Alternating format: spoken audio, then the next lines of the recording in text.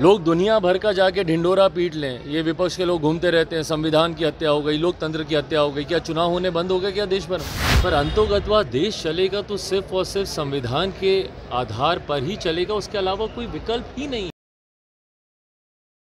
चिराग पासवान का क्या होगा? 2024 के चुनाव में वो किसके साथ रहेंगे, किस गठबंधन का हिस्सा होंगे, ये सारी बातें लगातार चर्चा में बनी हुई है। लेकिन इन चर्चाओं के बीच चिराग पासवान अपनी गति से अपना जनाधार बढ़ा रहे हैं और मीटिंग्स के साथ साथ लोगों से मिलते जुलते रह रहे हैं। लगातार उनका दौरा पटना से लेकर दिल्ली तक हो रहा है। अधिक समय वो पटना में बिता रहे हैं। बिहार की जनता के प्रति उन्होंने कहा है कि जो उनका दायित्व है, जो उनके पिता ने दे दिया है, उसे वो पूरा करते रहेंगे। जो काम अधूरे रह गए थे, उस काम को पूरा करने में वो पूरी तन्मयता से लगे हुए हैं।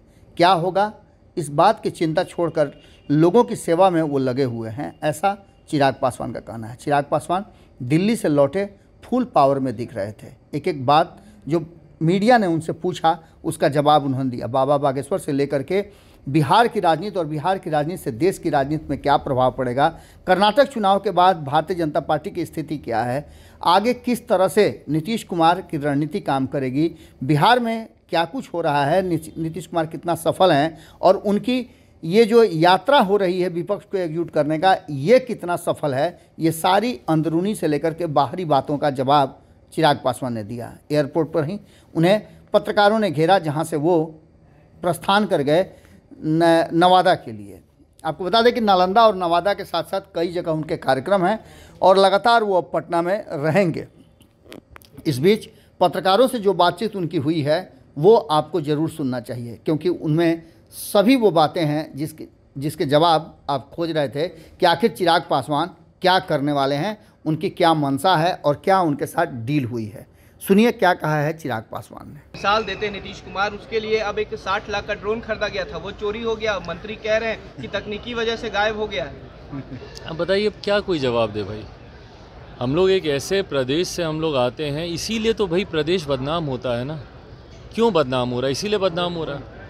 आपने अपने कानून के संरक्षण के लिए जिस चीज़ को आपने खरीदा, उसी का ही आप संरक्षण नहीं कर पाए। ये वही प्रदेश है भैया जहाँ पे पुल हवा में गिर जाता है, बांध को चूहे कुतर जाते हैं। और यही कारण है कि बिहार बदनाम होता है, यही कारण है कि बिहारी बदनाम होते हैं। और इस छवि को सुधारने के लिए मुख्यमंत्री जी के पास फुर्सत है नहीं। वो देश भर में किस मॉडल के साथ घूमने जाएंगे भैया कि हम अपने ड्रोन को हम सुरक्षित नहीं कर सकते पर हम देश को सुरक्षित करने हम जाएंगे? किस मॉडल के साथ देश का नेतृत्व करने की सोच के साथ मुख्यमंत्री दरवाजे दरवाजे अर्जी लेकर जा रहे हैं? हकीकत है विजनलेस है ये सरकार। इस सरकार के पास विकसित बिहार को बनाने की, बिहार की इमेज को सुधारने की, बिहार की अस्मिता को लेकर कोई सोच, कोई विजन है ही नहीं सरकार। सवाल है कि हिंदू राष्ट्र की जो बात हो रही है, तो आप इसको किस तरीके से देखते हैं? भाई, संविधान के अलावा कोई और विकल्प है इस देश को चलाने का? है कोई विकल्प? हर कोई आएगा, अपनी बात करेगा और रखने का हर व्यक्ति को अधिकार है यार, हर व्यक्ति को अधिकार है। आपकी कल को जो सोच होगी, बोलने की आज़ादी है आपको, आप अपनी सोच को आप रखिएगा, पर अंतोगत्वा होगा तो संविधान के आधार पर ही ना।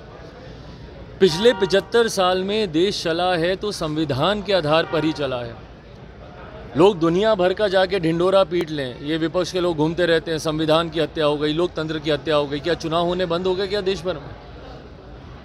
क्या संविधान का अपमान करके राजनीतिक दलों ने अपने अपने कानून बनाने शुरू कर दिए? भाई, संविधान से सब बंधे हुए हैं। हर धर्म के लोग आएंगे, अपनी बातों को रखेंगे, स्वाभाविक है वो। पर अंतोगत्वा देश चलेगा तो सिर्फ और सिर्फ संविधान के आधार पर ही चलेगा, उसके अलावा कोई विकल्प ही नहीं है। अगर ये वीडियो पसंद आई और वह बिहार के राजनीति और बिहारियत से सरोकार रखेनी तो सब्सक्राइब बटन दबा के चैनल के सब्सक्राइब कर ली। ओजे एगो घंटी बा, ओकरा बटन दबा देला से कुल सटीक और मारक खबर रुआ मुफ्त में मिल जाई। अगर रुआ पत्रकारिता के हमनी के नया प्रयोग में सहयोग कर चाहतानी तो ज्वाइन बटन दबा दी। पेटीएम नंबर नोट कर ली 9386816700। धन्यवाद।